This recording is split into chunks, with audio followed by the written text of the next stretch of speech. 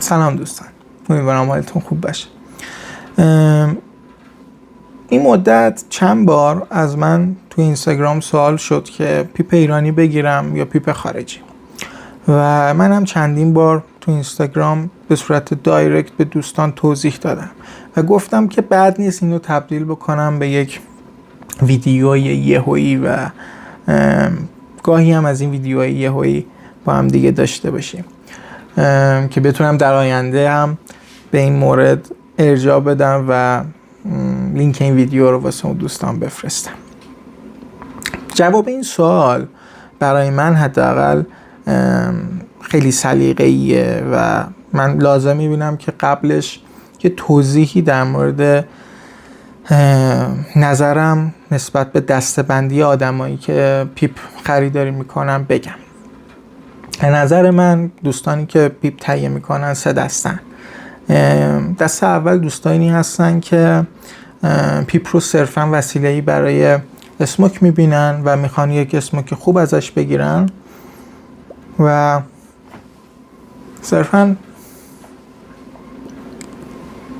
میخوان که یک سری پیپ داشته باشن که روزانه ازش استفاده بکنن و ارزش کالکشنی خیلی خاصی واسه پیپشون قائل نیستن. دسته دوم دوستانی هستن که خیلی اتفاقا اسموک نمی کنن و پیپ رو خریداری میکنن به عنوان یک شیء کالکشنی و میذارن تو ویترین. من خیلی میونه خوبی با این دسته ندارم، چرا که فکر میکنم پیپ ماهیتش برای اسموک کردن ساخته شده، چه ارزون ترین پیپ ها چه گرون ترین پیپ ها. البته نظرم در مورد پیپ هاییه که متریال قابل اسموک دارن، نه مثلا پیپ های عجیب غریبی از یک متریال خاص که مثلا یک مجسمه یا خیلی سنگینه و واقعا یک جنبه هنری و کالکشنی داره. نظرم نسبت به اونها این نیست، ولی در کل دارم میگم من از ارزون ترین پیپ ها تا گرون ترین پیپ هاش رو توی کالکشنم اسموک میکنم و نمیذارم بدون اسموک باشه، چون اسم میکنم که ذات پیپ برای اسموک کردن. از این که بگذریم میرسیم به دسته سوم که آدمایی هستن که علاوه بر این که دنبال یک اسموک خوب و با کوالیتی هستن، میخوان پیپ هایی رو تهیه بکنن که ارزش داشته باشه، کالکشنی باشه، کالکتیبل باشه به قول معروف. و در این مورد هم من حالا یه صحبتی میکنم، یه گریزی میزنم که به نظر من چه پیپ هایی ارزشمند هستن و میشه گفت کالکتیبلن. خب قبل از اینکه شروع کنم قسمت بعدی رو از بحثمون، اینم بگم که ما فرض میگیریم داخل این ویدیو که کوالیتی ساخت پیپ خارجی و ایرانی دقیقاً مثل همه و هر دو پیپ خارجی و ایرانی داره از یک متریال ساخت استفاده میکنه. شاید توی یک ویدیوی دیگه در مورد متریال ساخت های پیپ های ایرانی و خارجی هم صحبت کردم، اما میخوام فرض این ویدیو این باشه که از نظر مهندسی ساخت و تمام جنبه های ظاهری و کیفیتی پیپ هر دو ایرانی و خارجی توی یک سطح هستن. برای دسته اول که صرفاً میخوان اسموک بکنن و پیپ رو به عنوان یک وسیله‌ای برای تدخین میبینن، من قطعاً پیپ ایرانی رو پیشنهاد میکنم به چند دلیل. دلیل اول این که معمولاً پیپ های ایرانی ارزون تر از پیپ های برند خارجی هستن و اینکه شما با قیمت کمتری میتونید یک پیپ خوش اسموک تهیه بکنید و روزانه ازش استفاده بکنید. دلیل دوم اینه که خیلی از سازنده های ایرانی به صورت کامیشنی کار میکنن، یعنی شما میتونید شیپ دلخواه خودتون رو بهشون سفارش بدید یا از توی شیپ چارتشون انتخاب بکنید و دستتون بازه نسبتاً برای انتخاب، تا اینکه برید یک مغازه‌ای و از پیپ های برند محدود اون مغازه خریداری بکنید. نهایتش اگه سازنده اون پیپ رو نداشته باشه براتون میسازه و میتونید سریعتر تهیه بکنید اون پیپ رو. و دلیل سوم هم اینه که میشه گفت پیپ های ایرانی گارانتی دارن و میتونید از این گارانتی راحت تر نسبت به برند خارجی استفاده بکنید. برندهای خارجی هم گارانتی دارن ولی توی ایران معمولا گارانتی برندهای خارجی خیلی مطرح نیست و جوابگو نیستن.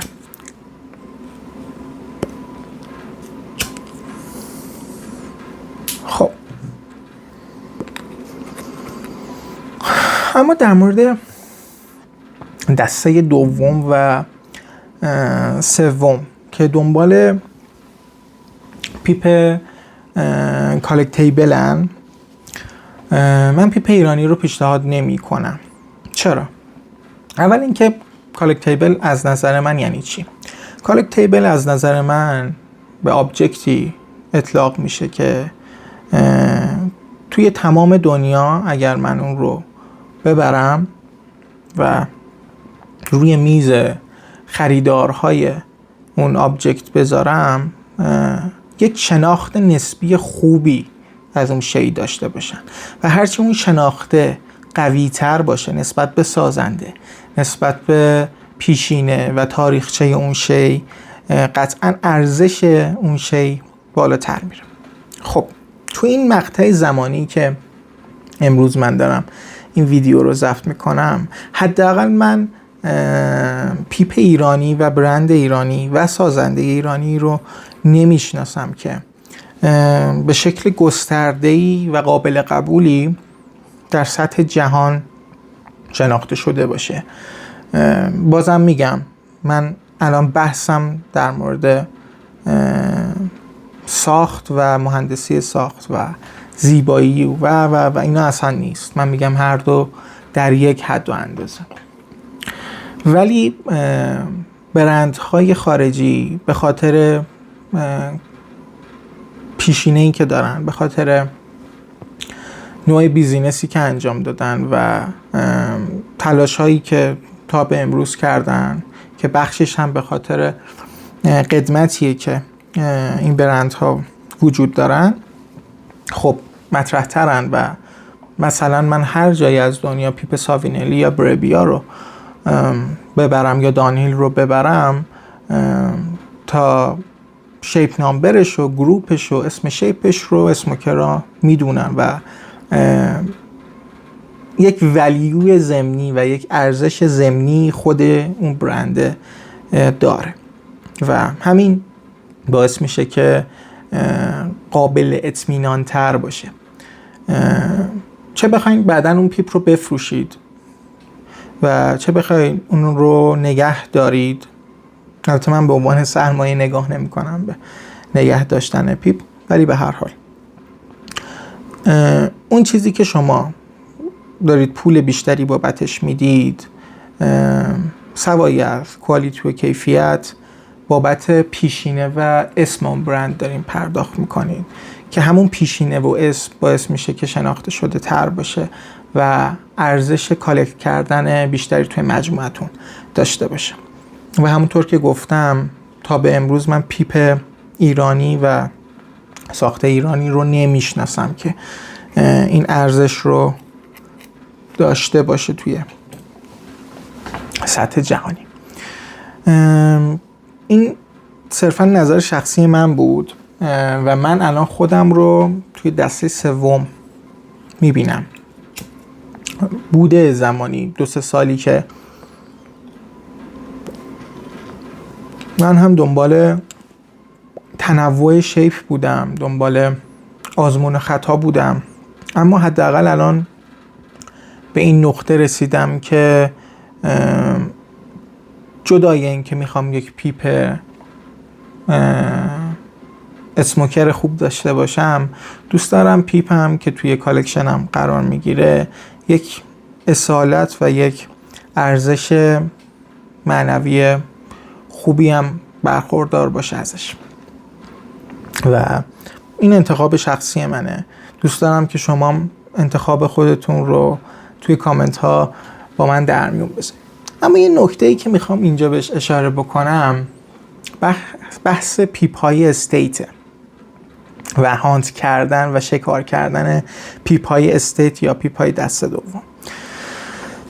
توی این شرایطی که ما الان حالا باهاش دست و پنجه نرم میکنیم، یک پیپ برند خوب شاید بین $100 تا $200 قیمت داشته باشه نوش و هلوهوش 10 میلیون تا 20 میلیون قیمت معمولی پیپ های برند باشه.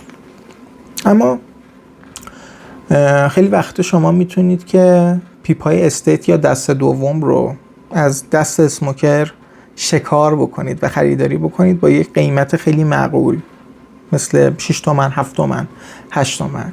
و گاهی وقتا اون پیپ هایی که خریداری میکنید پیپ هایی هستن که پیپ های قدیمی هم هستن و یه تاریخچه‌ای پشتشونه و اگر اهل مطالعه برند ها و شیپ های اون برند ها باشید و ببینید مثلا چه شیپی دیسکانتینیو شده و چه برندی دیگه تولید نمیشه ازش، این بحث شیرین تر هم میشه و اون ارزش کالکت کردن اون پیپ بالاتر میره.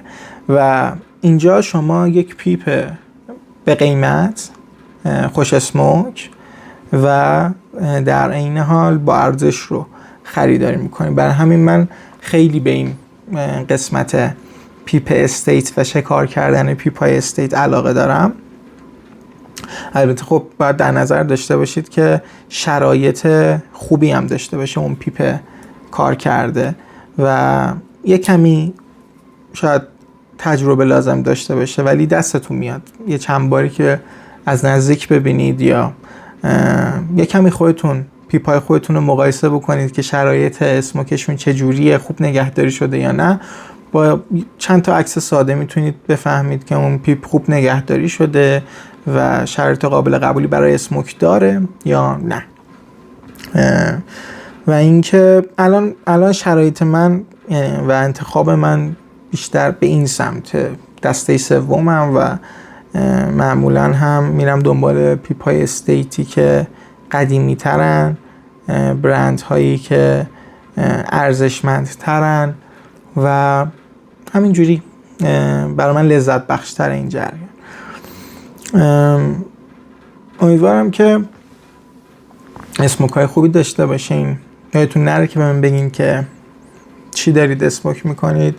من دارم توتون میسیسیپی ریور رو اسموک میکنم توی پیپ بربیا سان که یه کوت مرشام داخلی داره و یه اسموک نرمی بهم میده و ممنون از امیر که این توتون قدیمی رو در اختیار من قرار داد.